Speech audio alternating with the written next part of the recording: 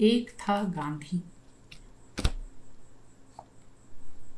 एक था गांधी, एक थी दुनिया। गांधी एक रंग का, दुनिया रंग बिरंगी। दुनिया कहती, देखो मैं कैसी रंग बिरंगी हूँ। पल में साज बाज बदल जाते हैं, मेरा रंग रूप बदल जाता है। इससे मैं बड़ी सुंदर लगती हूँ। दुनिया को अपनी इस रंगारंग वाली सुंदरता पर बड़ा घमंड था। वह सबको रिझा लेती थी, पर गांधी न रिझा। गांधी ने दुनिया से कहा कि तुम बड़ी रंग बिरंगी, हमें अच्छी नहीं लगती। इस पर दुनिया जल भुर कर कलाबद्दू हो गई और जल्दी जल्दी रंग बदलने लगी। मगर गांधी ने उस ओर देखा ही नहीं। वह तो सूरज को देख रहा था। गांधी ने देखा, पूरब का सूरज पश्चिम में डूबता है। गांधी पश्चिम गया। दुनिया ने वहां भी उसका पीछा न छोड़ा, लगी अपने रंग दिखाने। काले गोरे का भेद नजर आया। गोरा रंग कहे, मैं काले से अच्छा हूं, काले का दर्जा मुझसे नीचा है।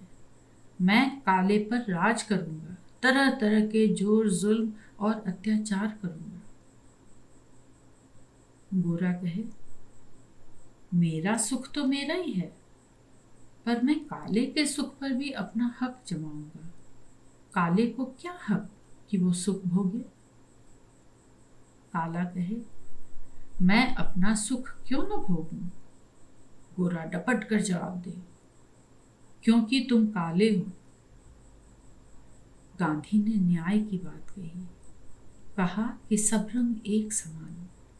काया के पिंजरे चाहे जितने रंगों के हों, पर मन का पंछी तो सब में एक ही जैसा है। फिर ऊंच नीच कैसी, छोटा बड़ा कैसा, राजा प्रजा कैसी। गोरा बिगड़ गया। उसने जोम में मारते मारते गांधी की हड्डी पसली तोड़ दी। गांधी बोला, गोरे यह तुम्हारा अन्याय है, मैं तो न्याय की बात कहूंगा। गोरा बोला, तुम न्याय की कहोगे तो हम और मारेंगे। गांधी से न्याय की बात सुनकर काले को समझ आई। काले ने सोचा, ठीक तो है, गोरा मुझ पर क्यों राज करे, क्यों लूटे। काला सोचे, मैं गोरे से बेकार डरता हूं। डर ही डर में कमजोर बन गया, अब न डरूंगा। जो गोरा अब न्याय की बात को मारकर दबाएगा तो मैं भी मारूंगा। गांधी ने कहा, यह बात जची नहीं। गोरा भी अन्याय करे और फिर काला भी अन्याय करे, अन्याय से अन्याय खत्म कैसे होगा। गोरे का गोरा रंग मेट नहीं हो सकता। हाँ, अन्याय को न्याय से मटिया मेट किया जा सकता है। गोरा मेरे ऊपर चाहे जितनी जबरदस्ती दिखा ले, चाहे कोई मेरे ऊपर जोर जुलूस कर ले, मैं डरूंगा नहीं।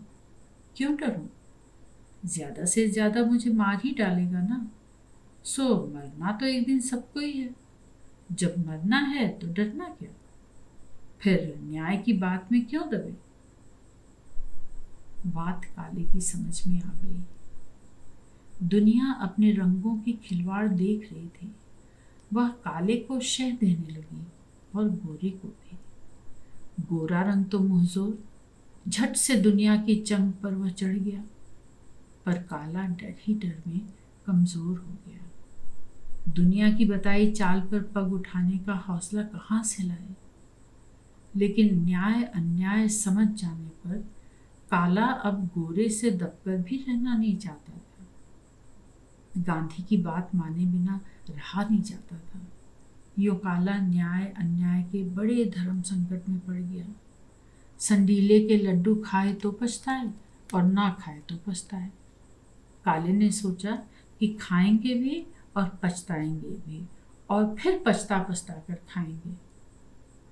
जो नियत डगमगाई तो चाल की सूझी। काले ने सोचा कि हम अन्याय को न्याय से ही मारेंगे, मगर न्याय को भी हम न्याय की तरह नहीं मानेंगे, उसे नीति कहकर मानेंगे। गांधी बोला, भाई तुम्हारी बात 16:15 आने की नहीं। खैर, न्याय को नीति कहकर मानो, मगर नीति भी तो ईमानदारी पर ही चलती है। जिस नीति का ईमान नहीं वह बेईमान हुई, और बेईमानी तो अन्याय है। काले को यह बात भी समझ में आ गई। समझ पर समझ आ रही थी। गोरे का डर भाग गया था।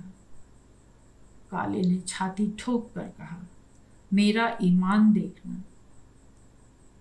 फिर तो काला भी निडर होकर खड़ा हो गया। गोरे से बोला, अब हम तुमसे नहीं डरते, क्योंकि अब हम मरने से भी नहीं डरते। फिर तुम्हारे अत्याचारों से क्या डरना? तुम चाहे हमें फांसी पर चढ़ा दो, मगर अब हम अपने हक तुम्हें न छीनने देंगे।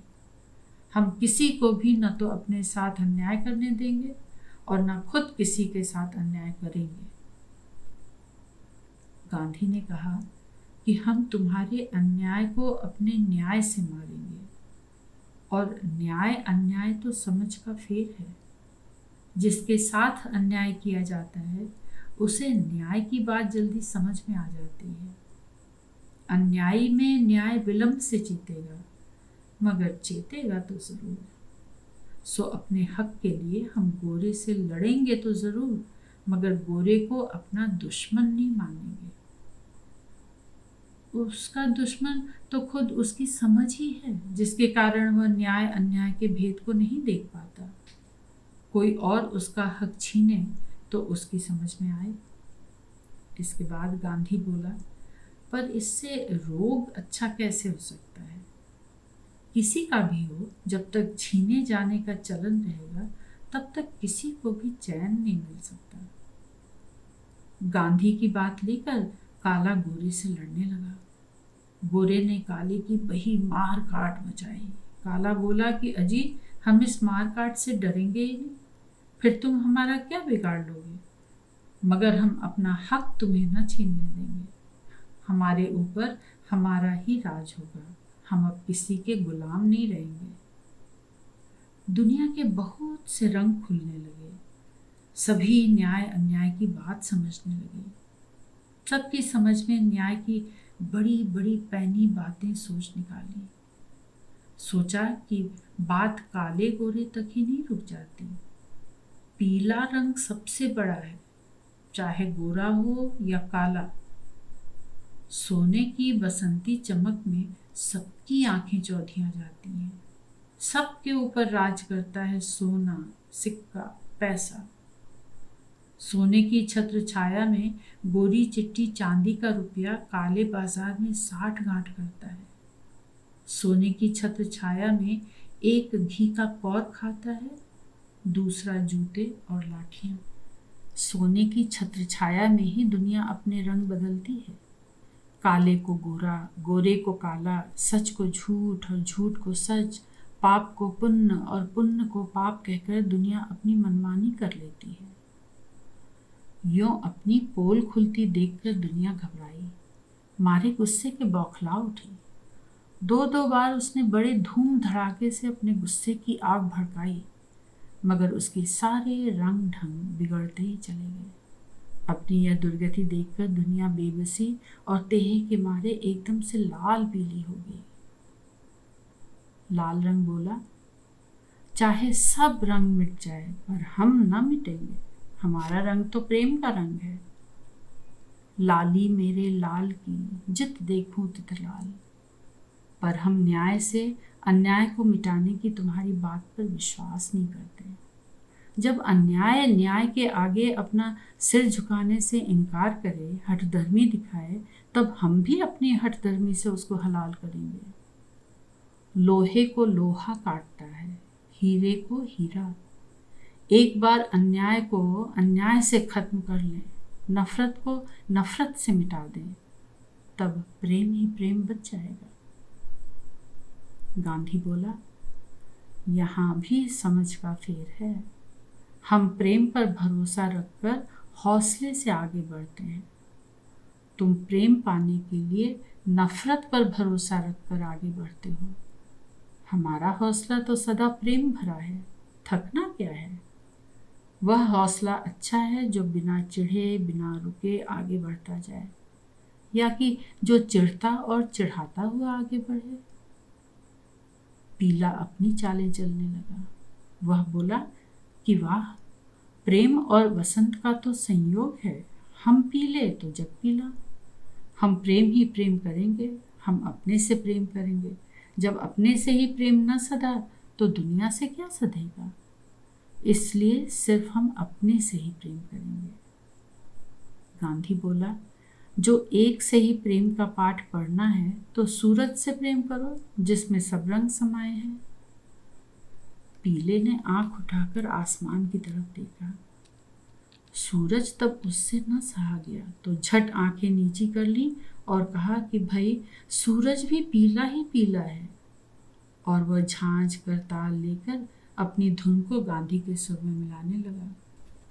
गांधी गावे, रघुपति राघव राजा राम, और पीले को अपने झांझ करताल की धुन में यही यूं सुनाई दे कि पीले पीले राजा राम, पतित पावन पीले राम, ईश्वर अल्लाह पीले नाम, सबको सन्मति दे भगवान। रंग को रंग खाने लगा। गांधी कहे, यह न्याय नहीं। कोई किसी को दबा नहीं सकता, कोई किसी को अपना गुलाम नहीं बना सकता। न्याय भी जब अन्याय से अन्याय को दबाएगा तब बनी बात बिगड़ जाएगी। अन्याय से अन्याय मरता नहीं, बल्कि न्याय को अब बेकार, पुराना और कमजोर माना जाने लगा।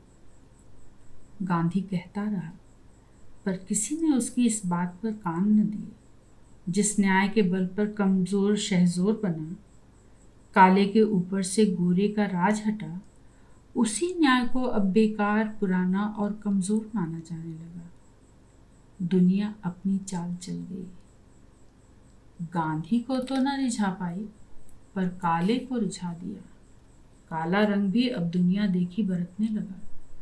उसने गांधी से कहा, तुमने हमको राह दिखाई, इसलिए ठाकुर जी की तरह तुम्हारी पूजा करेंगे, और तुम भी अब ठाकुर जी की तरह पत्थर के बनकर चुपचाप मंदिर में बैठ जाओ। पत्थर के ठाकुर भला कहीं बोला करते हैं? वह तो सोने चांदी के मुकुट पहनकर, हीरे जवाहरात के गहनों से सजकर, रेशमी पीतांबर धारण करके सबकी प्रार्थना सुना करते हैं। चोर उनसे अपने के लिए वरदान मांगता है, शाह अपने लिए।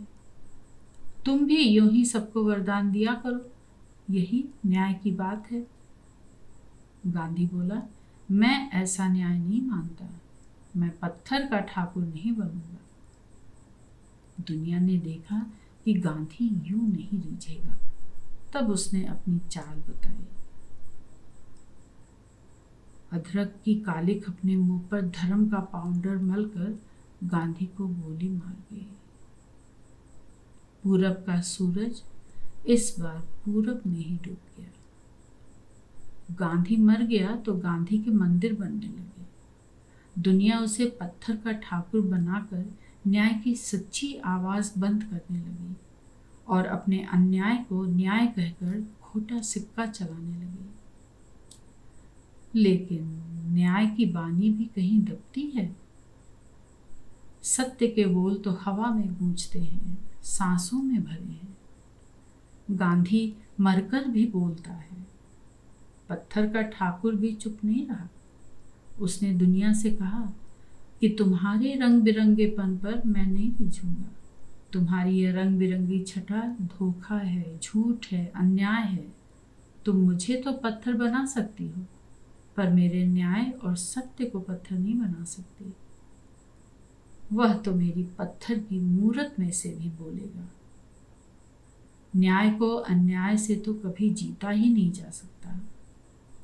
न्याय को भी जीतने वाला एक है, प्रेम। उसके आगे दुनिया के सब रंग फीके पड़ जाते हैं। प्रेम का रंग ही पक्का है, बाकी सब रंग कच्चे।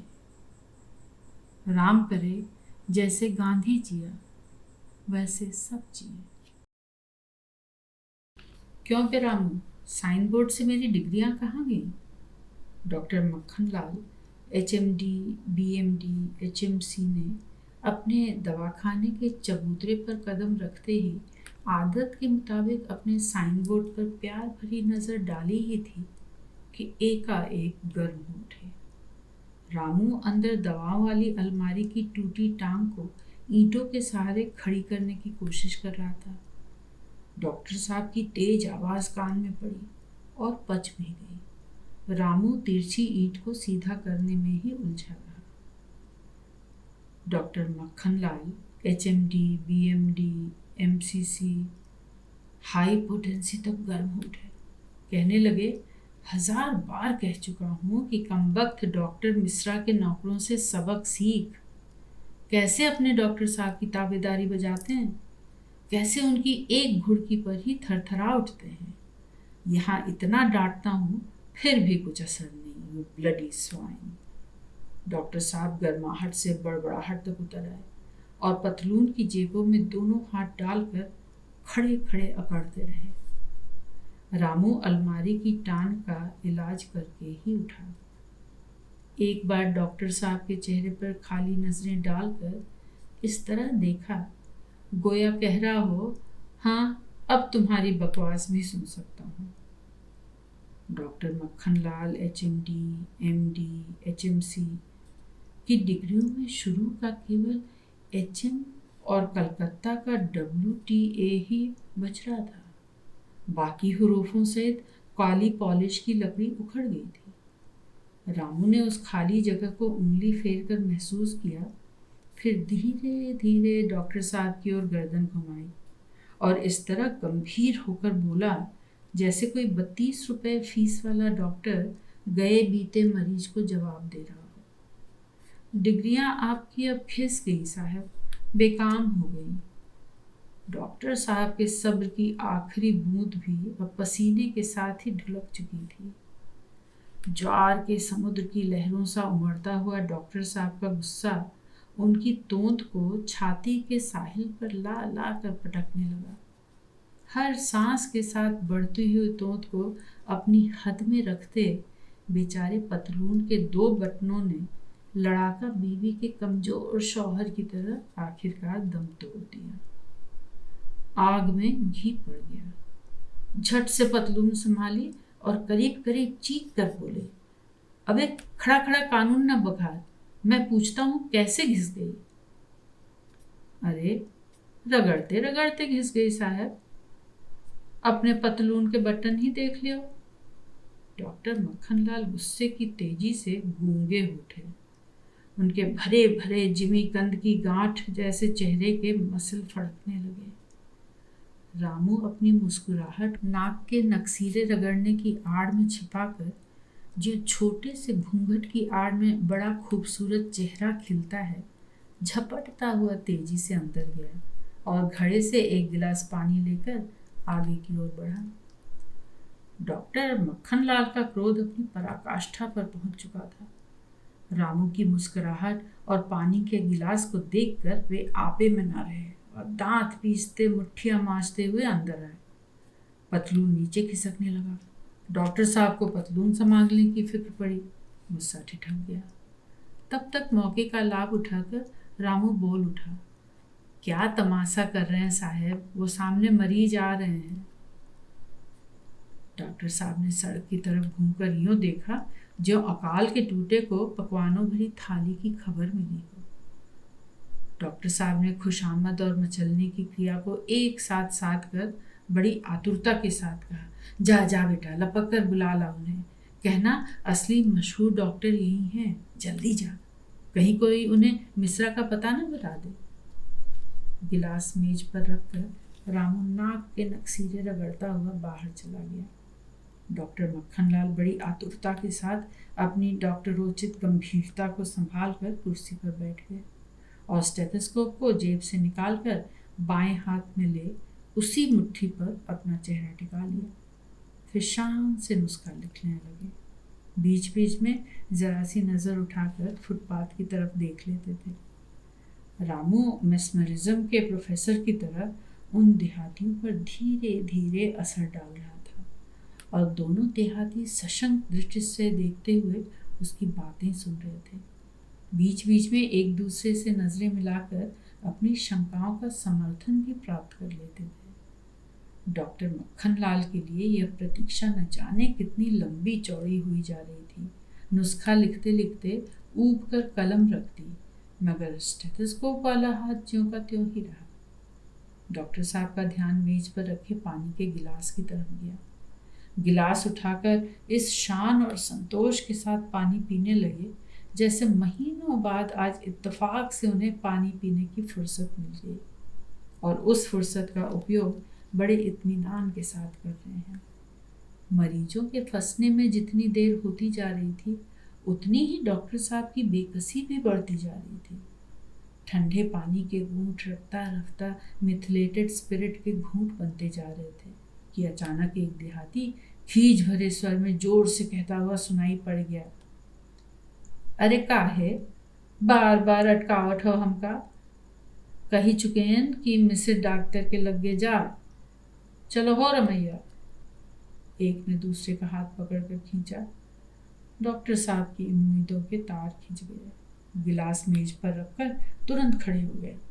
बदहवास कदम बढ़ा ही था कि ढीली पतलून पकड़े हुए वहीं से खड़े खड़े पुकारने लगे, ओ भैया देहाती, यहाँ आओ यहाँ आओ। अरे रामू, लाता क्यों नहीं इन्हें, आ जाओ, तुमसे एक बात कहनी है। रामू हाथ पकड़कर दुकान की ओर खींचता हुआ बोला, हाँ हाँ, बात तो सुनते ही जाओ यार, इनकी बात की कोई कीमत थोड़ी है। क्या बकता है रामू? डॉक्टर मक्खनलाल बड़ी बड़ी मनौतियों के बाद आए हुए मरीजों के सामने रामू का इस तरह लापरवाही के साथ बात करना बर्दाश्त न कर सके। रामू ने इस डांट के जवाब में अपने नक्सीरे रगड़े और अलमारी के पीछे डिस्पेंसरी में चला गया। मरीजों को कुर्सियों पर बैठने के लिए इशारा कर खुद भी बैठते हुए डॉक्टर साहब ने कहा, कहो भैया, कहाँ से आए हो? मड़ियाओं ते आए हम, एक ने जवाब दिया। मड़ियाओं? डॉक्टर साहब ने पेशानी पर चिंतन की रेखाएं चढ़ाकर गर्दन हिलाते हुए कहा, वहां तो मैं कई बार हो आया हूं।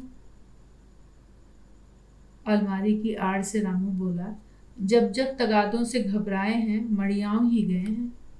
डॉक्टर साहब ने अपने गुस्से पर लगाम लगाकर बात पर रंग चढ़ाते हुए कहा, हाँ, तगादे पर भी जाना ही पड़ता है। वैसे लखनऊ के बाहर जाने की फीस में 16 रुपए चार्ज करता हूँ, मगर तुम लोग तो इतनी दूर से पूछते पूछते आए हो, तुमसे कोई फीस नहीं लूँगा, खाली दवा के दाम दे देना। हाँ बताओ, तुम्हें क्या शिकायत है? डॉक्टर साहब स्टेथोस्कोप को गले में डालकर मरीजों की शिकायत सुनने के लिए तैयार हो गए। मरीज बोला, हमका आपते कोनो शिकायत नहीं है सरकार, हमका जाए दो, दागदर मिस्र के लगे जाब। मिस्रा? डॉक्टर मक्खन इस तरह हंसे गोया देहातियों की बुद्धि पर तरस खा रहे हों। फिर कहने लगे, किसने तुमको ये सलाह दी? उनके पास तो खाली 4 हुर्फों की डिग्री है, MBBS। अब अपने मुंह से कहना तो नहीं चाहिए, 9 हुरूफों की डिग्रियां पास की है मैंने। तुमने मड़ियाओं में सुना ही होगा मेरा नाम, डॉक्टर मक्खन लाल, MMDB MD HMC। मैंने हजारों केसेस अच्छे किए हैं। डिस्पेंसरी से बाहर निकलते हुए रामू बोला, अरे ये बड़े पुराने डॉक्टर हैं, डॉक्टरी करते करते इनकी डिग्रियां तक घिस गई। रामू, डॉक्टर साहब ने घुड़की दी। रामू चट से बोल उठा, महाराजा बांसबंडी का नुस्खा बांध दिया है हुजूर, अब नवाब साहब नखास को पलस्तर चढ़ाना है। ठीक है, डॉक्टर साहब गंभीरता के साथ बोले, उनसे कहना कि पलस्तर चढ़ाने की फीस 1000 रुपये लूंगा, और दिन में मुझे आज 70 मरीज देखने हैं इसलिए। 70? रामू ने मुंह से कोड़ कर कहा, 170 डॉक्टर साहब, आप तो भूल जाते हैं। अरे हाँ हाँ, मैं भूल गया था। खैर, उनसे कह देना कि मैं दिन में विजिट नहीं कर सकता, रात में आऊंगा किसी वक्त।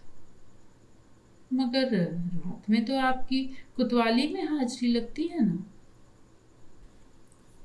डॉक्टर मक्खनलाल ने आग भरी निगाहों से रामू को घूर कर देखा, फिर हंसते हुए देहातियों से कहने लगे, रात में दरोगा जी को इंजेक्शन लगाने जाता हूँ, बड़ी मुश्किल है। इतने मरीज आते हैं कि आज 4 महीने से सोने और खाने तक की फुर्सत नहीं मिली। बड़ा डॉक्टर होना भी मुसीबत है। हाँ भाई, बताओ तो तुम्हें क्या तकलीफ है? बुखार आता है? नहीं। तब पेट में दर्द रहता है? नहीं। तब मेरे ख्याल में आंतों की ट्यूबरकुलोसिस है तुम्हें। रामू बोला, हाँ डॉक्टर साहब, और मेरे ख्याल में इन्हें फेफड़े की ब्रोंकाइटिस और गले की मेनिंजाइटिस भी है। डॉक्टर मक्खनलाल ने कानों में स्टेथोस्कोप लगाते हुए गंभीरता के साथ कहा, हाँ हाँ हो सकता है।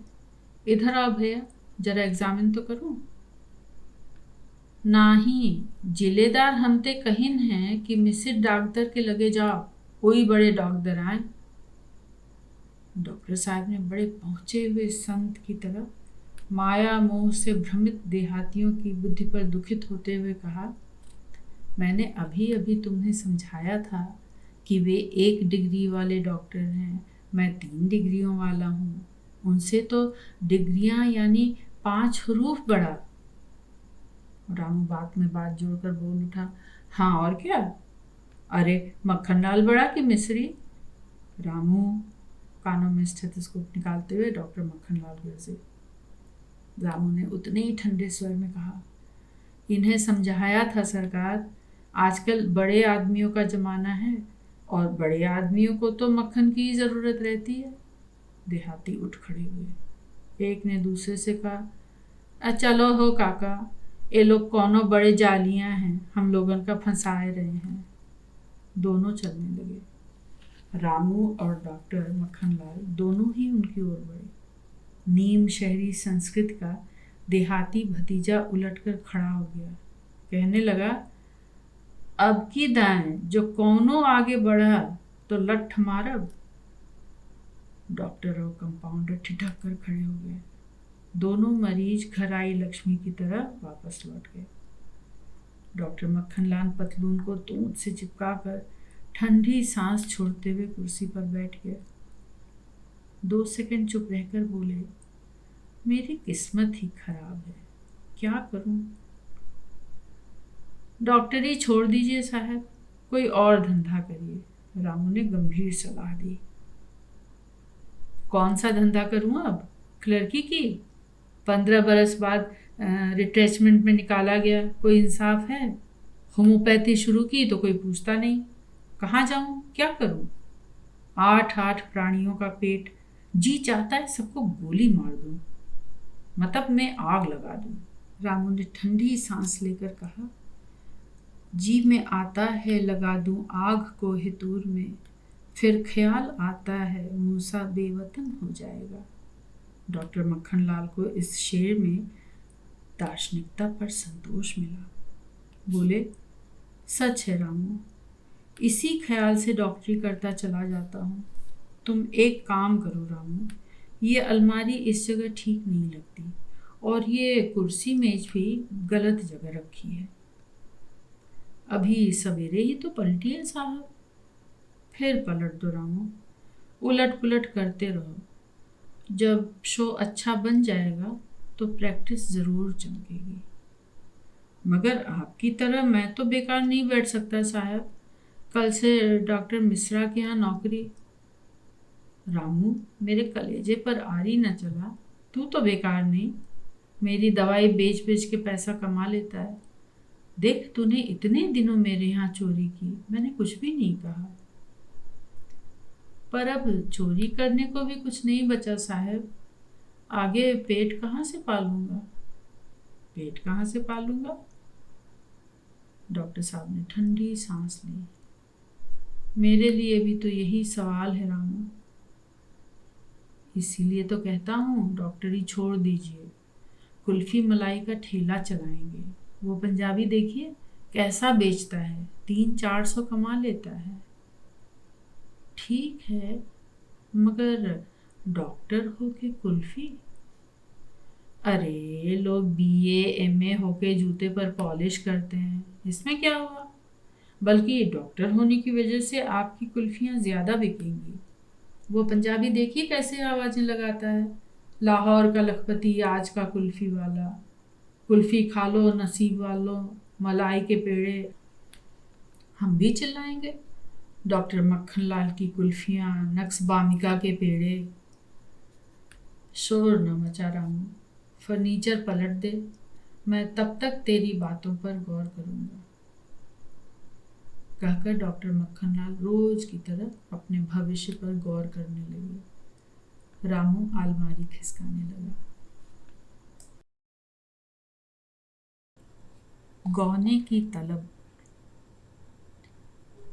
अनोखी मेहरिया, आशिक का रुमाल और सारंगा सदा वृक्ष का किस्सा पढ़ते पढ़ते तुलाराम शास्त्री किसी हद तक साहित्यिक बन रहे हैं, ऐसा मेरा ख्याल है। मैंने अक्सर देखा है, रात में सब कामों से छुट्टी पाकर शास्त्री जी अपने बिस्तर पर लेटकर बीड़ी पीते हुए काफ़ी देर तक पढ़ते रहते हैं। अभी कोई 2 महीने गुजरे, शास्त्री जी का शुभ विवाह यथाविधि संपन्न हो चुका है।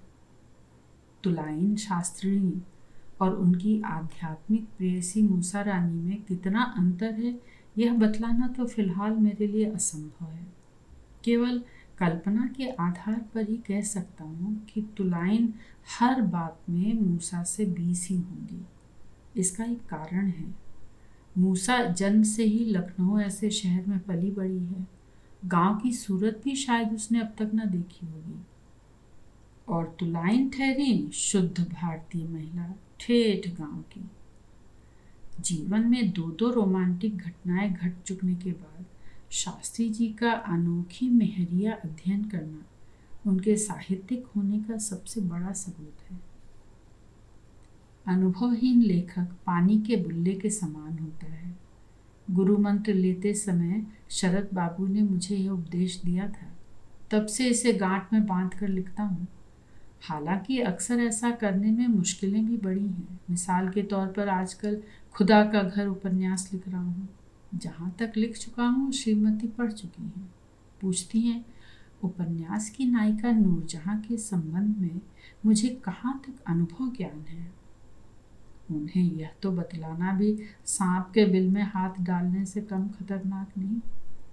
अगर सच कह दूं तो घर में एक को भवन बनवाना पड़े, और झूठ बोलने पर वह यकीन ही नहीं करती। साथ में मेरा अनुभव वाला दावा भी खारिज होता है। तुलाराम शास्त्री भी बिना अनुभवी हुए आचार्य कहलाना हिमाकत समझते हैं, ऐसा जान पड़ता है।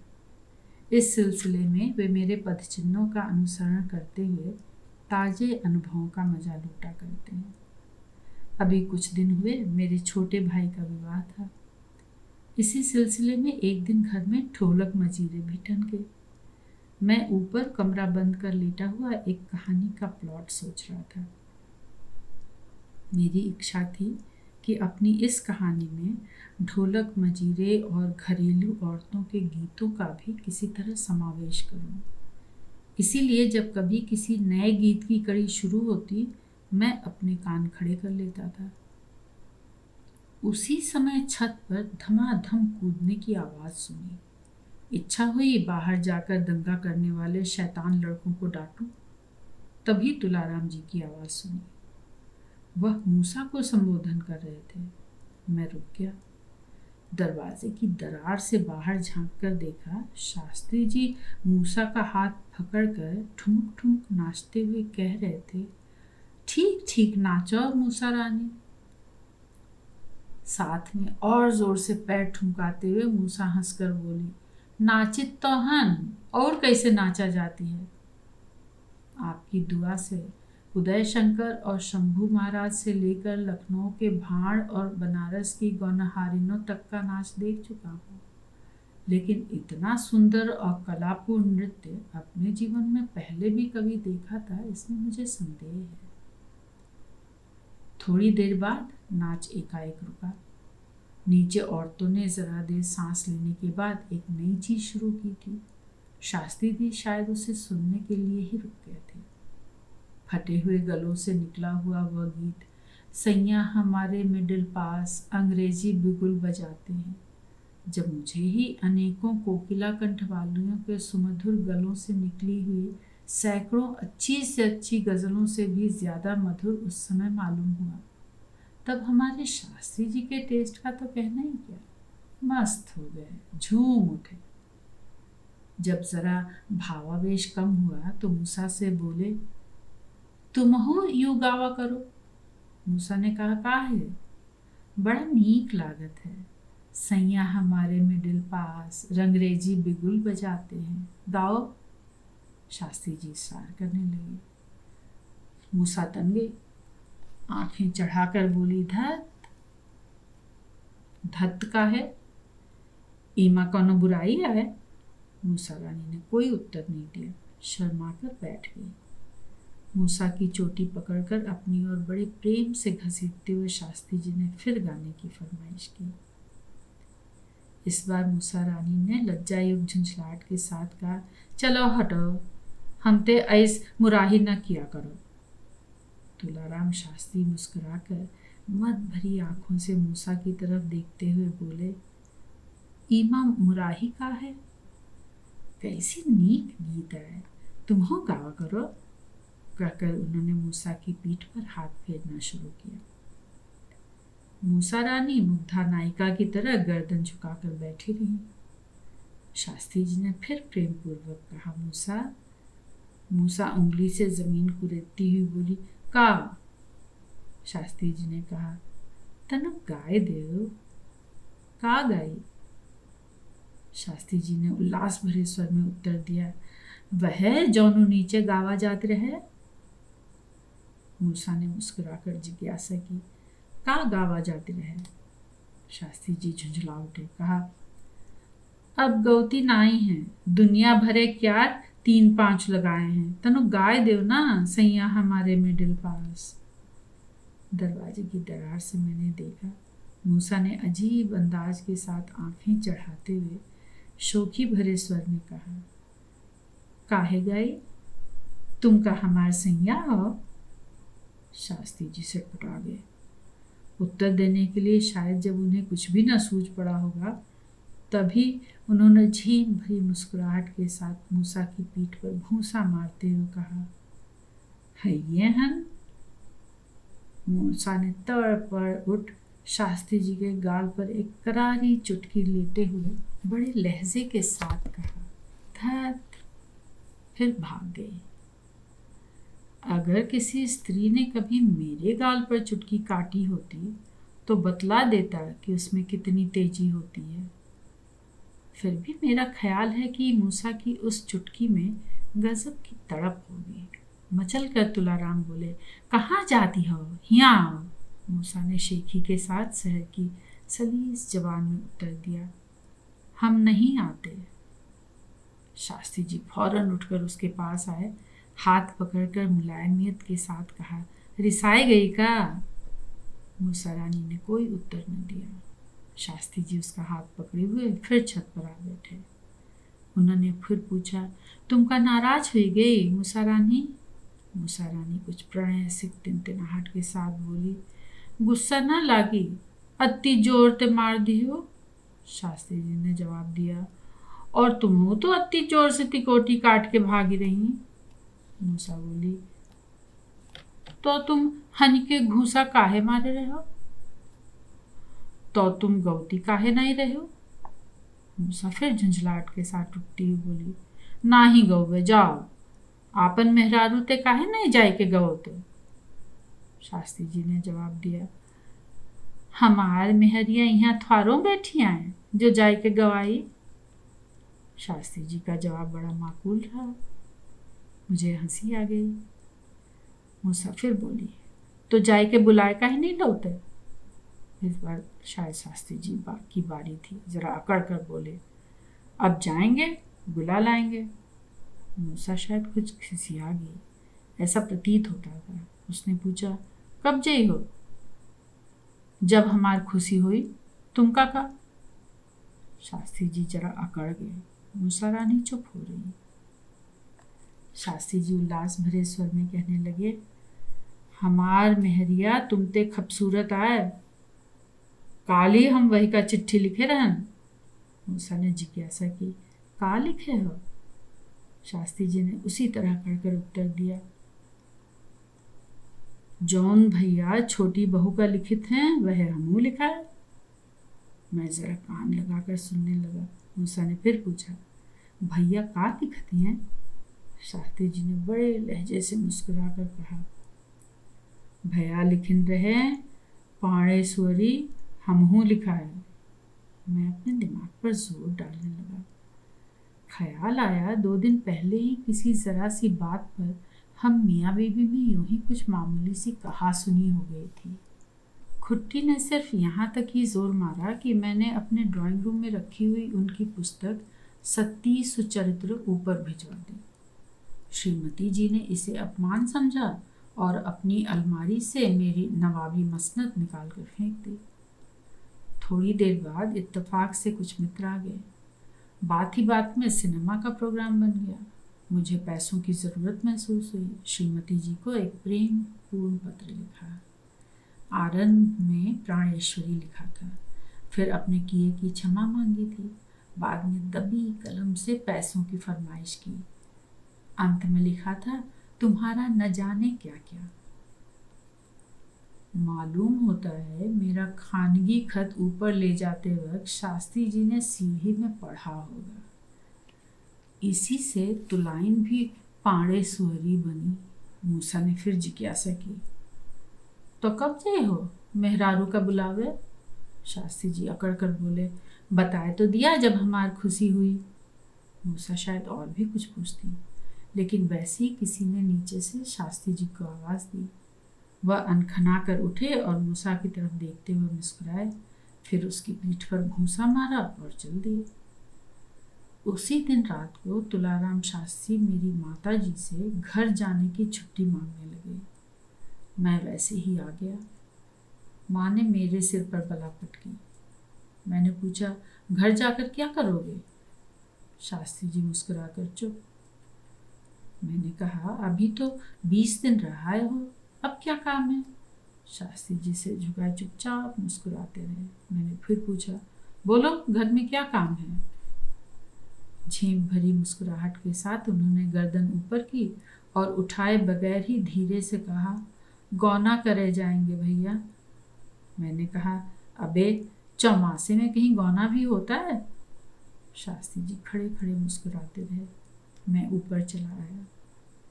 बाद में मेरा छोटा भाई बतला रहा था, उसने पाखाने में बैठकर सुना था तुलाराम शास्त्री दहलीज में खड़े खड़े अपने दोस्त लुकई से बड़बड़ाते हुए कह रहे थे, भैया क्या गौना तो हो चुका है ना, वही तो बस अड़ंगा लगेबे करिए।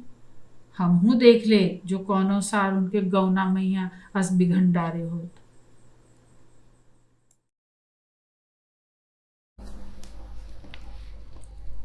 गिरह कट। जिस राजदूतावास के स्थानीय दफ्तर में मैं काम करता हूँ, उसमें 4 रोज पहले कुछ विदेशी मेहमानों के सम्मान में एक बड़ी शानदार दावत हुई थी। दिल्ली से शराब की पेटियां पर पेटियां आई थी। स्कॉच और शैंपेन बामुहावरा पानी की तरह बटी थी। हमारे दफ्तर के चारों बड़े अफसर इस घात में थे कि शराब की कुछ बोतलें उनमें से हर एक के घर पहुंच जाएं। मैं स्टोर का इंचार्ज था। अपने चारों अफसरों को मैंने 2-2 स्कॉच और 2-2 शैंपेन की बोतलें देकर पहले ही संतुष्ट कर लिया और फिर सबकी नज़र बचाकर 10 बोतलें मैंने तिड़ी कर दी। बाद में स्कॉच की 2 बोतलें बेच भी दी। यूँ मुफ्त का लगभग 125 रुपया हाथ लगा। मैंने होली के दिन उसी की बदौलत अपने घर वालों को शानदार दावत देने का निश्चय किया। लेडी पामिला गार्डन के पिछवाड़े ही वेलिंगटन टेरेस में मेरा घर है। लगभग 60-70 बरस पहले कम आमदनी वाले अंग्रेज़ों के लिए यह 4 बंगलियां एक ही इमारत में जुड़ी हुई बनवाई गई थी। इन्हीं 4 बंगलियों में से एक में मैं रहता हूँ। मेरे पास स्थानीय यूनिवर्सिटी के इतिहास विभाग के एक लेक्चरर श्री नईमुल्ला उनके पास सेक्रेटेरिएट के एक विभागीय सुपरिंटेंडेंट श्री श्याम बहादुर सक्सेना रहते हैं। चौथी बंगलिया में बनारस से हाल ही में ट्रांसफ़र होकर आए सीआईडी विभाग के एक कर्मचारी पंडित सिद्धनाथ शुक्ला का निवास है। इसी अंतिम परिवार को छोड़कर हम तीनों घरों में इतना एका है कि मालूम पड़ता है कि तीनों घरों में एक ही कुनबा रह रहा है। अपने एके का मैं इससे अधिक और क्या प्रमाण दूं कि हमारे बंगलियों के सामने वाले अपने छोटे छोटे कंपाउंडों के बीच की दीवारें गिरवाकर हमने एक चौरस लॉन बना लिया है। नईम को तरह तरह के कंकड़ पत्थर जमा करने का मर्ज है। सक्सेना का बड़ा लड़का उमेश मिस्त्रीगिरी में शौकिया तौर पर बड़ा होशियार और करबदिया है। इन दो चाचा भतीजों ने मिलकर वेलिंगटन टेरेस के आगे एक छोटा सा शानदार बाग बना रखा है। रात में रंगीन फव्वारे चलते हैं तो पत्थरों के रंग बिरंगे ढेरों के बीच से उगते हुए फल और कैक्टस मज़ा बांध देते हैं। नईम की लाइब्रेरी और लिखने पढ़ने की जगह मेरे छत वाले कमरे में है और तीनों घरों के बच्चों की देखभाल मिसेस सक्सेना करती हैं। नईम की पत्नी रज़िया और मेरी उमा, सच पूछो तो मिसेस सक्सेना के दम पर ही अपनी अपनी नौकरियां कर रही हैं। कभी कभी तो पुनर्जन्म वाला सिद्धांत हमें 100% सच लगता है। पिछले जन्म में हम सब एक ही कुनबे के रहे होंगे। मिसेस सक्सेना तब भी घर में जेठानी ही रही होंगी, इसलिए इस जन्म में मेरी उम्र से छोटी होकर भी व्यावहारिक रूप से जेठी वे ही हैं। हुक्म उनका ही चलता है, बच्चे उन्हीं से दबते हैं। इस तरह हमारा 3 घरों का एक घर है, जिसमें इस बार मेरी शराब की चोरी होली के त्योहार को बहुत खुशरंग करने वाली थी। उस दिन शाम को नईम बोला, मदन यार आज तो अपने पड़ोसी को भी बुलाना ही चाहिए। मैंने कहा, उसकी माँ बड़ी शुद्ध ब्राह्मणी है और हम लोगों से नफरत करती हैं, वो तो हमारे यहाँ नहीं आएंगी। यार इसी बात पर तो उसे पिलानी चाहिए। अब होली के दिन भी पंडित पोंगा ही बना रहे, यह बर्दाश्त नहीं होता। मैंने कहा, बुला लो, आखिर सीआईडी का आदमी है, कभी तो चखी होगी। शैंपेन का नाम तो बड़े बड़ों को ललचा देता है। नईम पंडित सिद्धनाथ को दावत देने गया। असल में वह उन्हें हमारे यहाँ ही बुला लाया। जब वो बैठ गए तो बोला, भाई शुक्ला जी, आज हम लोग आप पर अपनी खुफियागिरी आजमाने वाले हैं। मतलब यह है कि आपकी माँ जी साहिबा को कानों कान खबर न पड़ेगी और हम आपकी शाम को रंगीन बना देंगे। मैंने बात का खुलासा किया। कहा, शुक्ला जी, असल बात यह है कि आज हम आपको शैंपेन पिलाना चाहते हैं। खाना तो हमारे यहाँ ज़रा शाक किस्म का बन रहा है, मुर्ग मुसल्लम इत्यादि। शुक्ला जी बोले, चिंता न कीजिए ठाकुर साहब, मैं आखिर सीआईडी का आदमी हूँ। अंतः शाक्ता बही शैवा सबा मध्य च वैष्णवा। सो अम्मा और बिरादरी से छिपाकर मैं मुर्गा बकरा सब हजम कर जाता हूँ। इस पर तो वह जोर का ठहाका पड़ा कि देर तक हम अपने आपे में ना आ सके। शुक्ला जी से हमारा संबंध उस क्षण से ही बड़ा मधुर हो गया। उन्हें किसी काम से जाना था और वे 7:30 बजे से पहले नहीं आ सकते थे। खैर, हम लोगों ने कहा कि भाई बोतलें तो 7 पौने 7 से ही खुल जाएंगी, आप बुरा न मानिएगा। शुक्ला जी ने इस बात के जवाब में भी बेतकल्लुफ़ी का ही परिचय दिया। सक्सेना साहब को जब पड़ोसी से इस घनिष्ठता का पता लगा तो वे भी बड़े खुश हुए। शाम को नईम के ड्राइंग रूम में हमारी पान मंडली बैठी। शैंपेन की बोतल का खुलना अपने आप में एक अजब नशा है। राजदूतावास के स्थानीय सांस्कृतिक कार्यालय में काम करते हुए मेरे हाथों में भी अब शैंपेन की बोतल खोलने का जादू लग गया है। हम लोग बहुत ही मगन थे, तरह तरह की बातें चल रही थी, लेकिन शुक्ला के आने का समय टलता जा रहा था। इसकी चिंता कहीं हमारे मनों पर असर भी डाल रही थी। औरतें खाना बनाने में लगी थीं। बच्चे भी अपनी अपनी उम्रों के जोड़ में इधर उधर खेल कूद में मस्त थे। 8:30 बज गए। अब खाने का समय पास ही आ रहा था। टेबल पर शैंपेन का आखिरी दौर चलाने की नीयत से हम लोगों ने पीने से अब हाथ करीब करीब खींच लिया था। पड़ोसी के आने पर हम लोग जबकि करीब करीब झुंझलाहट के मूड में आ गए थे, शुक्ला ने दरवाज़ा खटखटाया। नईम ने लड़खड़ा कर उठते हुए दरवाज़ा खोला। आइए आइए की पुकार हुई। सक्सेना ने कहा, अरे भाई, हम तो समझे कि कहीं शहर में कोई वारदात हो गई और आप तहकीकात करने चले गए। शुक्ला जी का चेहरा उदास था। फिर भी रंगीन वातावरण में पहुंचकर अपनी आवाज़ में मस्ती लाते हुए बोले, वारदात तो ज़रूर हुई दोस्तों, और वो घटना भी खुद मेरे साथ ही घटी, यानी मेरी जेब कट गई। हम तीनों की जबानों में कहाँ कहाँ की गुहार पड़ी। यहीं लेडी पामिला के पहले मोड़ पर जो जयश्री सिनेमा है, वहीं चलते में किसी ने मेरी जेब पर हाथ साफ कर लिया। बड़ी सफाई से ब्लेड चला और मेरी भीतर की जेब में रखा हुआ पर्स चोर के हाथ में आ गया। मुझे होश भी ना था, मगर एक राह चलते की नज़र पड़ी और वह चीख पड़ा। हम लोग एकटक होकर उसका मुंह निहार रहे थे। शुक्ला जी कहते चले, आज होली का दिन है, सिनेमा के आगे भीड़ भाड़ थी। चोर यों भागा ठाकुर साहब कि मैं आपसे क्या वर्णन करूं। बस यों समझ लीजिए कि तूफानी समुद्र की लहरों को चीरती हुई ज्यों व्हेल मछली भागी जा रही हो। खैर, बड़ी भागा भागी हुई, मगर चोर चकमा देकर निकल गया, पकड़ाई में ना आया। रुपए कितने थे? नईम ने पूछा। 600, कहते हुए पंडित सिद्धनाथ ने अपनी प्याली ऊंची उठाई और हमारे स्वास्थ्य समृद्धि की कामना की।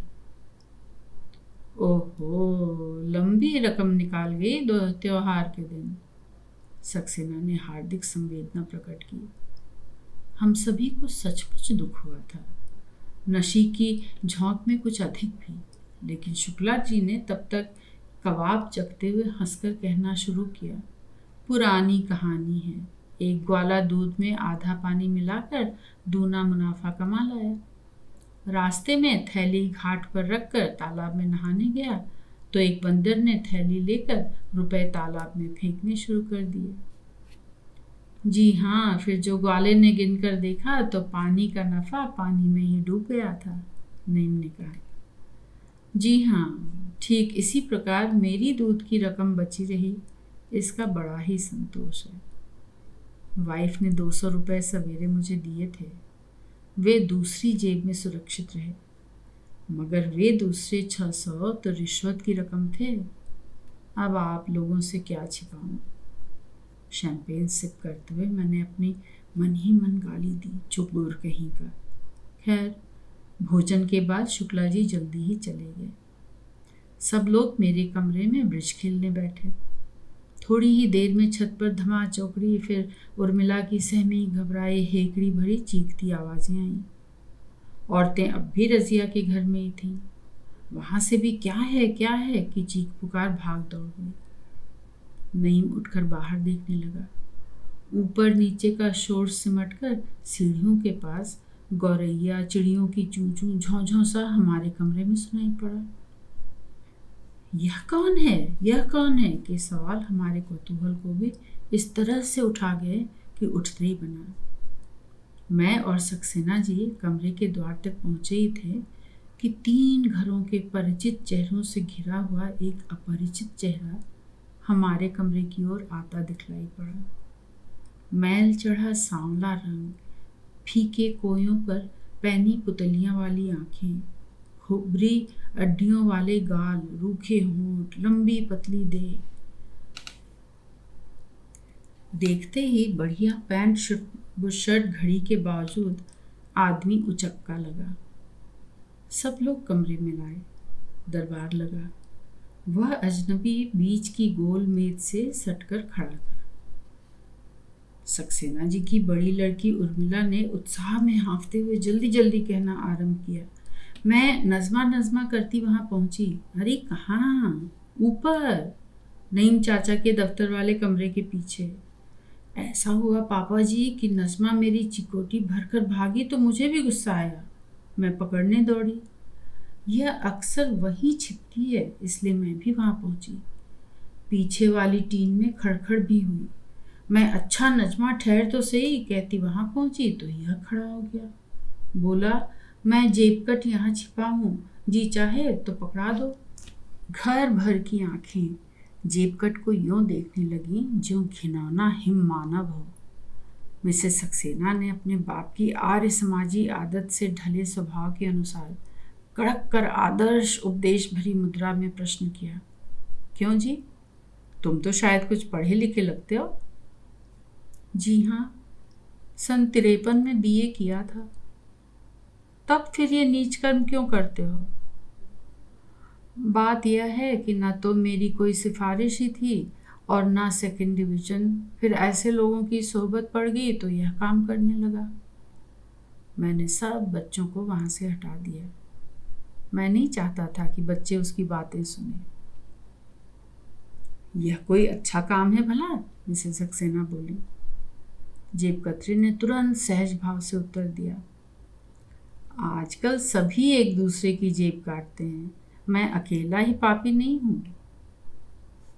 नहीं नहीं, पर इस तरह तो पकड़े जाने का डर रहता होगा। मैंने उसके उत्तर से अपनी उखड़ती हुई चोरी को भरमाने के लिए मन ही मन यह अंदाज साधा कि मानो गिरफ्त में आने वाली चोरी ही चोरी है, दूसरी चोरी चोरी नहीं। लेकिन वह बंधी जीवन के भय से मुक्त था। बोला, जी 4 बार सजा काट आया हूँ। अब तो कभी कभी इसलिए भी चोरी करता हूँ कि जेल पहुंचा दिया जाऊं। तो हम तुम्हें पुलिस के हवाले कर दें? नईम ने पूछा। जैसी आपकी मर्जी। अभी थोड़े दिन बचना चाहता था, अगर छोड़ देंगे तो मेहरबानी होगी। क्यों? मेरा एक साथी जेल में है, उसकी वाइफ इंटर का इम्तिहान देगी। मेरे दम पे वो बेफिक्र है। चोर की पत्नी पढ़कर ही क्या करेगी? मेरी पत्नी ने तीखे स्वर से पूछा। नौकरी कर लेगी। हस्बैंड जेल जाएगा तो भूखी नहीं मरेगी। मैं कहता हूँ तुम नौकरी क्यों नहीं कर लेते? तुम ग्रेजुएट हो, आसानी से 125-150 रुपए कमा सकते हो। पॉकेट मार हंसा। मैं इस हालत में 600 रुपए महीना कमा लेता हूँ। ईमानदार बनने के लिए भी 250-300 की नौकरी चाहिए। हम सब चुप हो गए। जेबकतरा कहने लगा, इसमें कभी बच एक ढेला भी नहीं पाता, मगर अब और किसी धंधे में जा भी तो नहीं सकता। पुलिस विनोबा भावे हैं जो हमारी ईमानदारी पर भरोसा कर लें, बल्कि उल्टे उसका शक और बढ़ जाता है। हमारे लिए सब रास्ते बंद हैं। खैर होगा। तो आप लोग मुझे जाने देंगे या पुलिस में देंगे? मैं दोनों तरफ से तैयार हूँ। बस एक ही चिंता है जो आपसे बता सकूं। मैंने पूछा, मान लो अगर हम तुम्हें छोड़ दें तो तुम कभी मौका पड़ने पर हमारी जेबों को यूं ही बख्श दोगे? झूठा वचन न दूंगा बाबूजी। मैं न सही तो मेरे दूसरे भाई काटेंगे। साझे के हिस्से में आपकी रकम मेरे पास भी पहुंचेगी। यार तेरी ईमानदारी पर तो खुश हो गया, सक्सेना बोली। मदन, इसको शैंपेन पिलाओ। रजिया, कुछ बचा हो तो खाने को भी दे भाई, आज त्योहार है। मगर बेटा यह बतला कितनी रकम झाड़ी? पर्स तो दूसरे साथी के हाथ में पहुंच गया, मगर जाने बूझे आसानी की पॉकेट साफ की है बाबूजी। सीआईडी के आदमी हैं। मैंने उनको फकीर मोहम्मद के घर से कोट पर हाथ फेरते हुए निकलते देख लिया था। फकीर मोहम्मद का लड़का कानपुर शराब केस में पकड़ा गया है। वे उसके सबूत गायब कराना चाहते हैं, यह मुझे मालूम था। 1000 से कम की तो क्या ही रकम होगी बाबूजी। मैं समझता हूँ कि हम तीनों के मनों में ही फौरन यह विचार आया कि चोर को शुक्ला जी के हवाले करना चाहिए।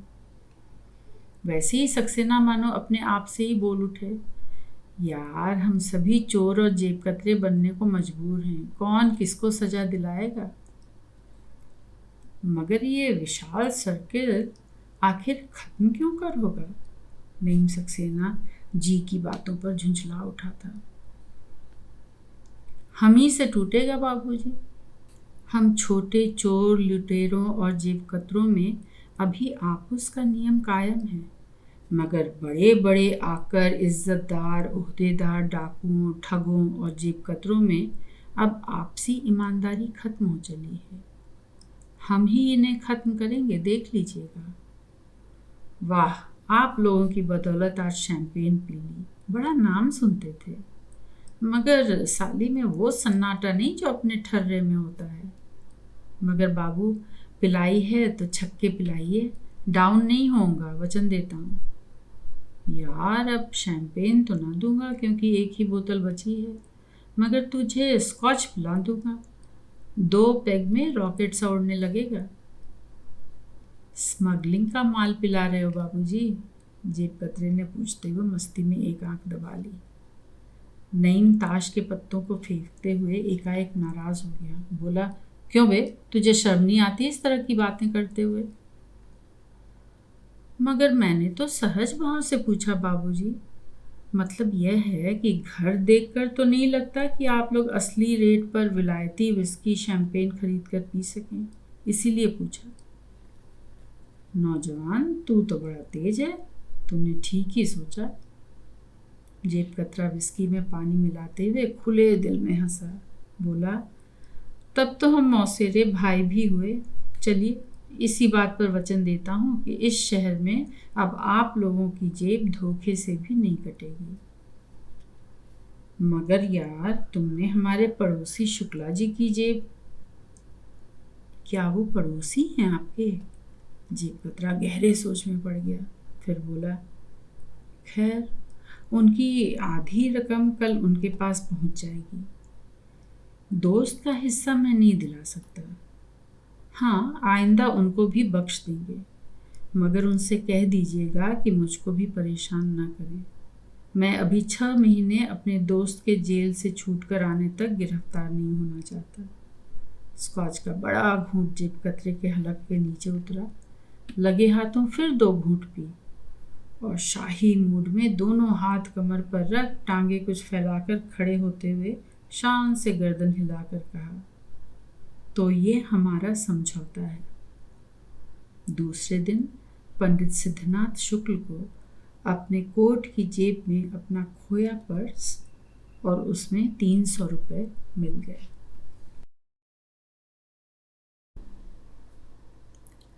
डोल। सरकारी खाद्य विभाग के बाजारू अफसर मिस्टर कन्हैयालाल मिश्रा की फिटफिटिया ज्यों ही अपनी गली में मुड़ी, त्यों ही त्योरियां भी चढ़ गईं। यह उनकी बरसों की आदत है। जब घर का ध्यान आता है तो शीला, जिसको वह सीला कहकर ही उच्चारित कर पाते हैं, फूहड़पन की साक्षात मूर्ति की तरह दिमाग में घुस आती है। उसके साथ ही चें चें पें पें करते बच्चे, जिन्हें वे अपने से अधिक सीला के बच्चे मानते हैं, ध्यान में आ जाते हैं। तब उनका सिद्ध अफसरी अंकुश गृहस्थी रूपी हथनी के मस्तक पर भोथरा सिद्ध होने लगता है। सफलता असफलता की इस दोहरी सिद्धि का मायाजाल मिस्टर कन्हैयालाल मिश्रा को पिछले 8 वर्षों से, जब से शीला शहर में आकर उनके साथ रहने लगी है, दिग्भ्रमित करता ही रहता है। घर के दरवाजे पर पहुंचकर उनका चेहरा अकड़ गया। झटके से किवाड़ खोले, फिटफिटिया ऊपर चढ़ाई, द्वार उड़काया, तभी ऊपर से शीला का स्वर सुनाई दिया, अरे सुनते हो, बैठक में ही बैठ जाओ, हम कहें चाय लेके आई थे। कन्हैया बाबू समझ गया कि इस पास पड़ोस की औरतें आई होंगी, ऊपर वाले कमरे में बैठी होंगी। खैर, मोटरसाइकिल दालान में चढ़ाकर बैठके का दरवाजा खोला। खोलते ही एक आश्चर्यजनक नएपन पर नीले फूलोंदार पर्दे पर दृष्टि गई। पर्दा हटाते ही कमरे को देखकर कन्हैया बाबू ठीक उसी प्रकार ठगे से खड़े रह गए जैसे द्वारका से लौटने पर सुदामा अपने घर का कायापलट देखकर हुए होंगे। उनकी बैठक में सिरकी के 2 मोढ़े, लोहे की 2 कुर्सियां, मैली चादर बिछे हुए एक छोटे तख्त और दीवार पर टंगे हुए 2 कैलेंडरों के अलावा बरसों से और कोई भी नयापन कभी सपने में भी नहीं दिखलाई पड़ा था। लेकिन आज पूरे फर्श पर जूट की कारपेट बिछी हुई नजर आई। मोढ़े कुर्सियों की जगह शीशम का सोफा सेट देखा। सेंटर टेबल, 2 छोटी तिपाहियाँ, उन पर प्लास्टिक के कवर और फूलों के गुलदस्ते देखे। दोनों खिड़कियों और सड़क पड़ते दरवाजे पर भी पर्दे नजर आए। चारों दीवारों पर 4 तस्वीरें थीं। एक श्रीराम पंचायत की, दूसरी दिलीप कुमार और वैजयंती माला की, तीसरी हनुमान जी की और चौथी पंडित जवाहरलाल की। उन्हें आज बड़ा आश्चर्य हो रहा था। ऊपरी आमदनी रूपी हींग से छौंकी हुई उनके जीवन क्रम की मसालेदार दाल में जिस नमक की चुटकी की कसर थी, सो आज पूरी हो गई। वे हीन कुल के दरिद्र ब्राह्मण के बेटे हैं। भीख, वजीफे, ट्यूशनों से एमए गोल्ड मेडलिस्ट होकर खाद्य विभाग में 10 वर्षों से उन्नति करते हुए इस हैसियत पर पहुंचे हैं। कन्हैया बाबू दिल से अपने पिता आदि नातेदारों और सारे गांव वालों को तुच्छ समझने के मूड में रहते हैं, पर वे अब तक उन सबसे केवल इसलिए दबने को मजबूर हैं कि उन लोगों के घर घुसते ही शीला घूंघट काट कर उनके पैरों पर आती है। कई बार इसी पर पति पत्नी में बजी है। 8 वर्षों में जब से वह शहर आई है, न जाने कितनी बार कन्हैया बाबू को यह कहते मुँह सूखा है कि सीलो जरा मॉडर्न बनो, मैं तुम्हें एजुकेशन दिलाऊंगा। अरे मुझसे छोटे अफसरों में भी कईयों के घर मुझसे अच्छे सजे हैं। लेकिन शीला को अपने को न सुधारना था और न सुधारा। हाँ, इधर 2-3 महीनों में उसमें कुछ परिवर्तन आने लगा था। अपनी और बच्चों के चेहरे कपड़ों की सफाई पर थोड़ा बहुत ध्यान देने लगी थी। फिर भी आज का परिवर्तन इतना क्रांतिकारी था कि कन्हैया बाबू एकाएक अपनी आंखों पर विश्वास न कर पाते थे कि सीलो मॉडर्न बन गई। वे अपनी शीला को देखने के लिए बेताब थे। अपना नेशनल कोट उतार कर उन्होंने खूंटी पर टांगा और बड़े ठाठ से सोफा पर बैठ गए। सुहागरात और उसके कुछ दिनों बाद तक कन्हैया बाबू ने अवश्य अपनी सीलो को इसी तरह इंतजार किया था, पर उसके बाद उनके दिल का पेंडुलम इस तरह कभी न हिला था। खैर, दरवाजे का नया पर्दा हिला। कमरे के मध्यम उजाले में आसमानी रंग की नए ढंग की सूफियानी साड़ी पहने, जूड़े में प्लास्टिक के फूलों की वेड़ी सजाए, चमचम मुख वाली कन्हैया बाबू की अर्धांगिनी विजय उल्लास पर लाल रंगी मुस्कुराहट लिए, आंखों में चलो हटो का मदमाता अंदाज लिए, हाथों में चाय की ट्रे लिए हुए आई। हाय, कन्हैया बाबू ने तुरंत सोफा पर हाथ रखकर टच वुड का टोटका कर लिया ताकि उनकी सीलों को उनकी नज़र न लग जाए। पास आने पर दोनों ने एक दूसरे को प्यार भरी नज़रों से इस तरह देखा जैसे सिनेमा के पर्दे पे हीरो हीरोइन देखते हैं। टेबल पर चाय की ट्रे रखते ही कन्हैया बाबू ने शीला के दोनों हाथ थाम कर पूछा, ये क्या माजरा है? कहीं से लॉटरी निकल आई है? शीला बनावटी रौब भरे व्यस्त स्वर में बोली, छोड़ो, अभी हमें फुर्सत ना आई है। ऊपर अलकापुरी की मिसेज मेहरा और मिसेज गुप्ता आई हैं। ये मिसेज मेहरा और मिसेज गुप्ता कौन है? कन्हैया बाबू ने पूछा। अरे, अपने पड़ोस के बैजू बाबू जो अब अलकापुरी में कोठी बनवाइन हैं, उनकी मिसेज, और मिसेज मेहरा उनकी नई पड़ोसन हैंगी। पिछले मंगल को हम वहाँ गई रही ना, तो मिसेज बैजू ने हमें और मिसेज मेहरा को चाय पिलाई, सो आज हमने भी उन लोगों को बुलवा लिया। अच्छा, अब हम जाते हैं। शीला चली गई। आज तो बस दिल की धड़ाम धड़ाम करने वाला ही कोई ग्रह नक्षत्र कन्हैया बाबू की जन्म कुंडली में उदय हुआ था। नाश्ते पर नजर डाली। एक तश्तरी में मद्रासी डोसा दिखाई दिया और दूसरी में शाही टोस्ट, तीसरी में बिस्कुट और चौथी में केले।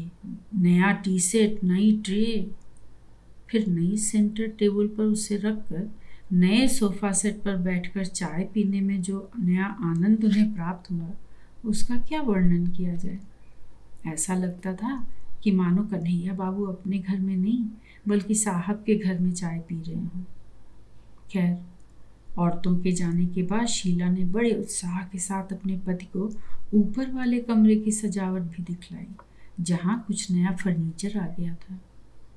कन्हैया बाबू ने शीला से पूछा, एकाएक इतना फर्नीचर खरीदने की क्या जरूरत आ पड़ी? मेरे ख्याल से 400-500 रुपया तुमने बिगाड़ दिया। शीला तो नक कर बोली, हाँ 400-500 नहीं, 4-5 हजार बिगाड़ दिया। तुम हमको समझत का हो?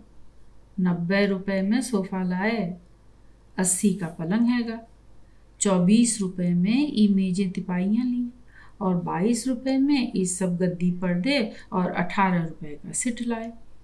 मंगल के दिन अलकापुरी से लौटती बिरिया फर्नीचर का ऑर्डर दिया। पर्दे गद्दी सियन खातिर कपड़ा लेके दर्जी के यहाँ हम दे आई। आज तुम्हारे दफ्तर जाने के बाद हम दौड़ के फर्नीचर लाई, सब सजाया। देखो कैसी शोभा आएगी हमरे घर में, अलकापुरी के घरन जैसी। पर मैं पूछता हूँ कि शोभा की फिलहाल आवश्यकता क्या थी महारानी? वाह, थी कैसे नहीं? मिसेज महरा हमारी नई नई फरिंद भई हैं। मिसेज गुप्ता के यहाँ हम 2 बार चाय पिया है।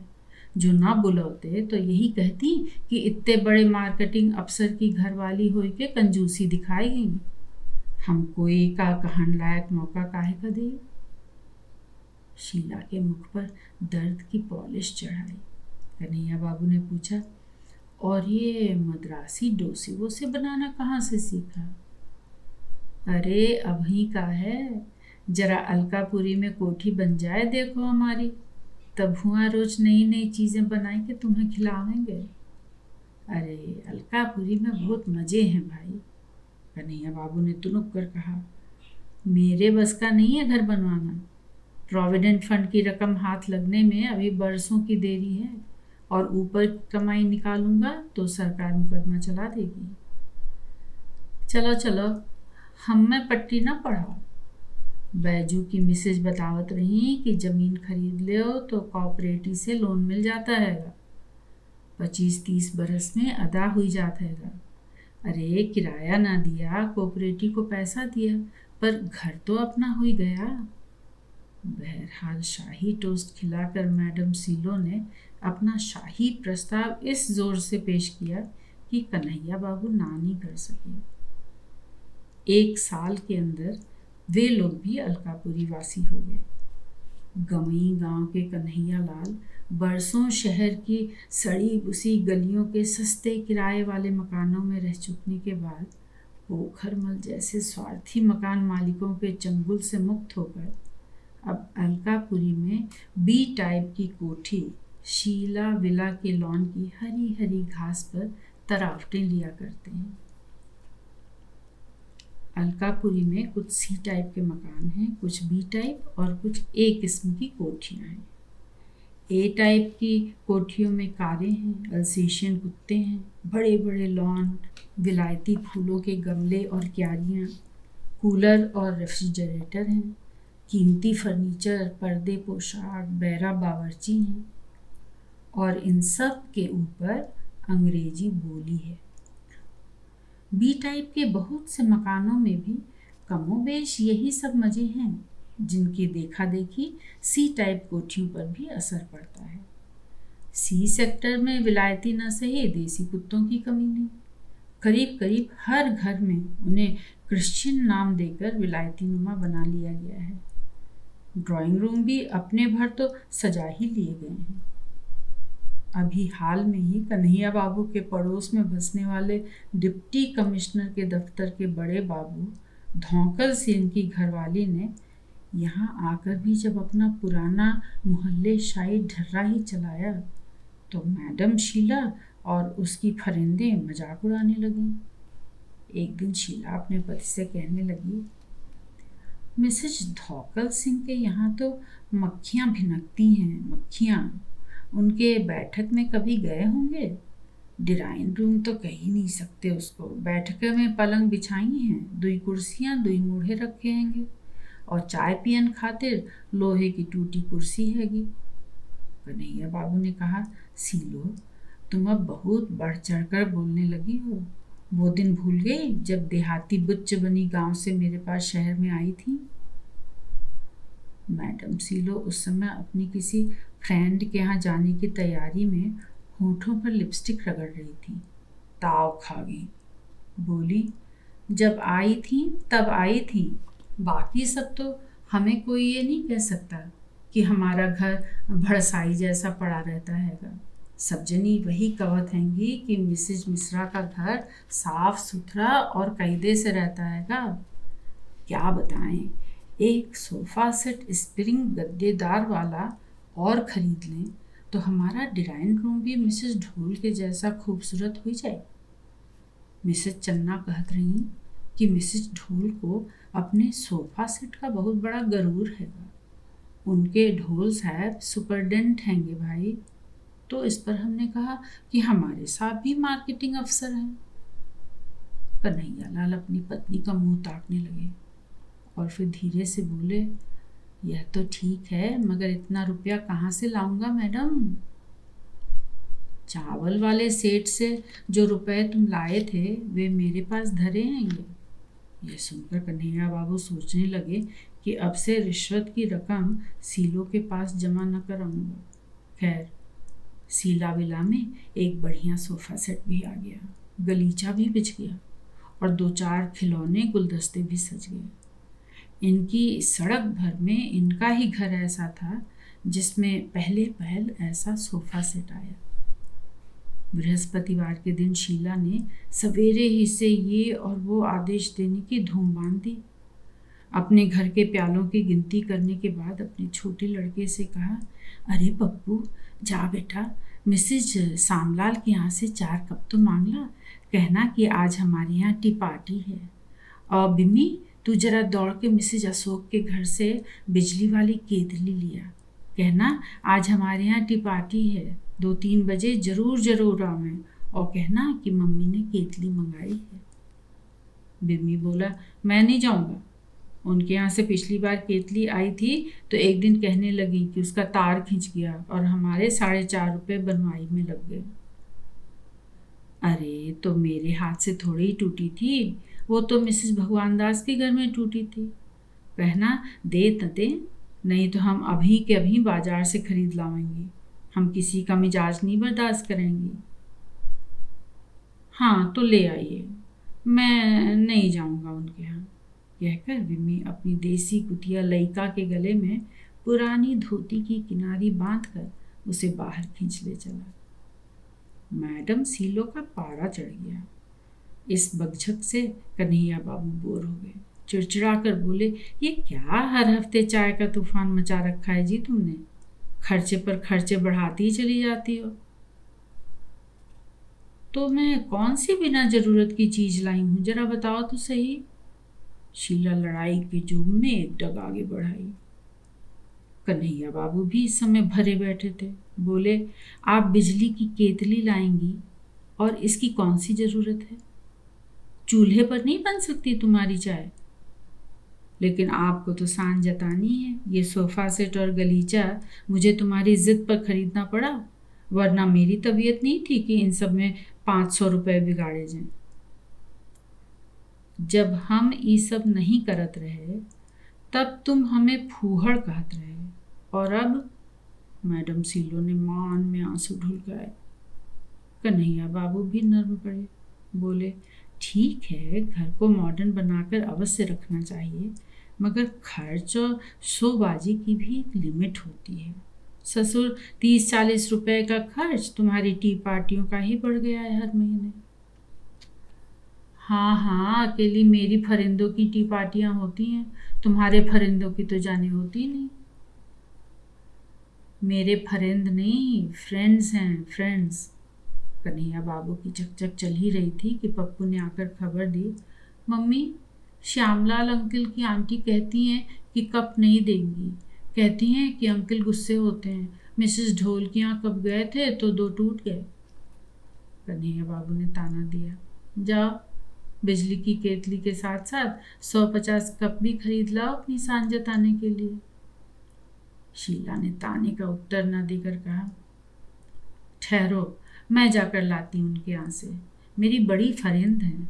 और थोड़ी ही देर में वह खुशी खुशी प्याले लेकर लौट आई। चेहरे पर ऐसी चमक थी, लगता था मानो किसी प्रतियोगिता से कप जीतकर लौटी हो। कन्हैया बाबू तब तक अपनी हजामत बनाने बैठ चुके थे। उनके सामने कप खनखना कर रखते हुए इठलाकर बोली, लीजिए हुजूर, आपका ऑर्डर मान लिया, बिना खर्चे के काम बना लिया, अब तो खुश हुई जाइए। कन्हैया बाबू प्यार से देखकर मुस्कुरा दिए। शीला बोली, अच्छा ये बताओ कि नाश्ते में क्या बनाई लें? मिसेस भगवान दास की पार्टी में शाही टोस्ट थे, ढोल के यहाँ रसगुल्ले थे, मिसेस मधोक ने मलाई चॉप कुल्फी दुई दुई चीज़ें खिलाई। अब हमारे यहाँ बारी है, बोलो क्या खिलाऊं? कन्हैया बाबू ने गाल पर ब्लेड दौड़ाते दौड़ाते रुककर कहा, तुम्हारी फ्रेंडों के नाश्ते के बाबत मैं कुछ न कहूँगा। क्यों? क्यों क्या? तुम तो सांझ जताओगी, उसने 2 मिठाइयाँ खिलाई हैं तो तुम 4 खिलाओगी। मैं इस दिवाला पीटू स्कीम में अपना कोई सजेशन नहीं दे सकता। पति की बातों पर ध्यान न देकर बड़ी उमंग से पास खिसक कर उनके हजामत बनाते हाथ को पकड़कर बड़े प्यार से कहा, मेरी एक बात मानोगे? क्या?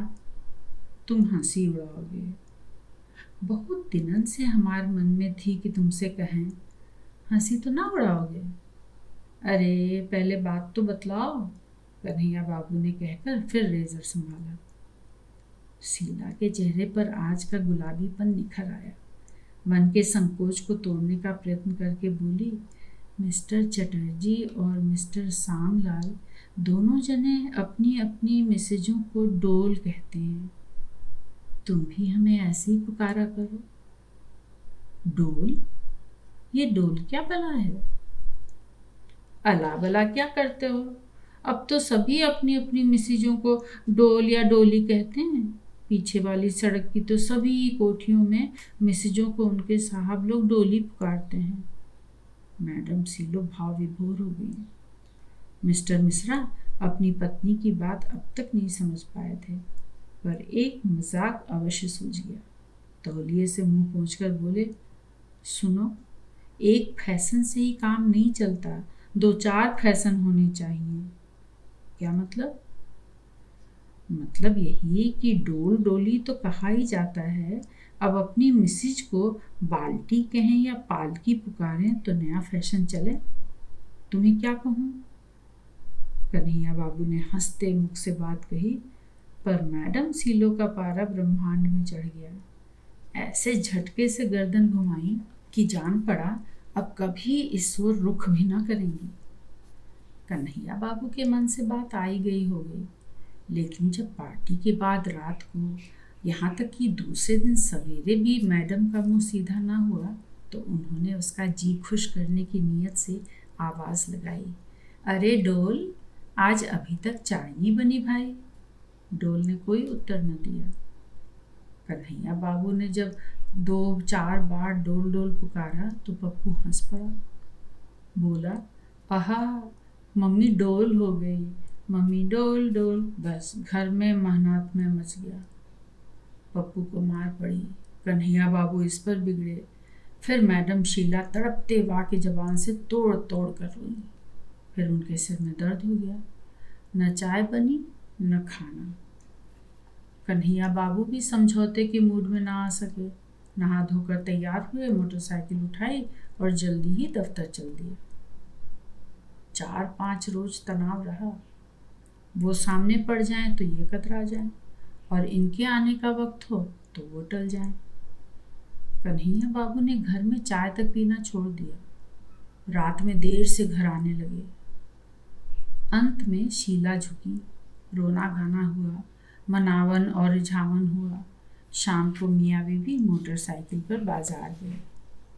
वहाँ घूमते हुए कन्हैया बाबू का आमना सामना एक चश्मा धारिणी रोबीली मगर काली कलूटी महिला से हो गया। देखते ही दोनों मुस्कुराए। कन्हैया बाबू ने लपट कर कहा, अरे डॉली, तुम यहाँ कहाँ? मैं तो यहाँ 4 महीने से आ गई हूँ। लड़कियों के स्कूल्स की इंस्पेक्ट्रेस हूँ। तुम क्या करते हो यहाँ? डॉली ने पूछा। मैं मार्केटिंग ऑफिसर हूँ और ये मेरी वाइफ हैं शीला और ये डॉली। मेरे साथ यूनिवर्सिटी में पढ़ती थी। कभी मैं फर्स्ट आता था, कभी ये। मैं बड़ा खुश हुआ। डॉली, परसों संडे है, तुम हमारे यहाँ लंच पर आओ, बातें होंगी। कन्हैया बाबू के निमंत्रण को डॉली ने सहज स्वीकार किया, उनका पता नोट किया और विदा हुई। तब तक शीला को काठ मार चुका था। कन्हैया बाबू ने इस पर ध्यान न दिया और अपने उत्साह में डॉली के संबंध में बतलाते रहे। शीला गुमसुम पत्थर। घर पहुंचते ही शीला सीधा सुट्टा मारकर अपने कमरे में घुस गई और दरवाजे की सिटकनी भीतर से चढ़ाकर बिना साड़ी बदले ही पलंग पर लेटी गई। दोनों जने अपने और बच्चों के लिए मिठाई नमकीन लाए थे। कन्हैया बाबू ने शीला को खाने और खिलाने के लिए पुकारा। शीला ना आई। 2-3 बार पुकारा। फिर कन्हैया बाबू उठ कर गए। बड़ी मुश्किल से दरवाजा खुला। क्यों शीलो, क्या बात है? पूछते पूछते बड़ी मुश्किल से फूले मुख से जवाब फूटा। मुझसे क्यों पूछते हो? जो तुम्हारी डोली है उसी से जाकर पूछो। Mister Kanhaiya Lal Mishra MA gold medallist को अब जाकर अपनी पत्नी की डोली डोली वाली फरमाइश का मतलब समझ में आया, जबकि वह शब्द परिस्थितिवश नासूर बनने की धमकी देने लगा था। पूरे 2 घंटे के अथक परिश्रम के बाद वे अपनी शीला को समझा पाए कि डॉली मुखर्जी तो उस औरत का नाम है। कहा, तुमको इंस्पेक्ट्रेस की भावज बनने से एडवांटेज रहेगा शीलो। परसों उससे दोस्ती कर लो, फिर एक दिन टी पार्टी करके उसका लेक्चर कराना, फिर क्लब खोल लेना। डॉली के सहारे तुम लीडर बन सकती हो, लीडर।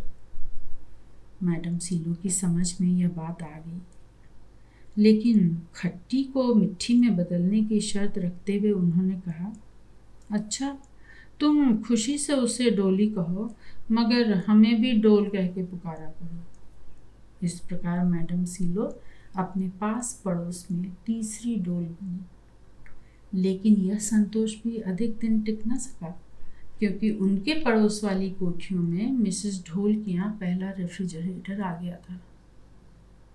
सुनकर कन्हैया बाबू की डोल को रात भर नींद न आई।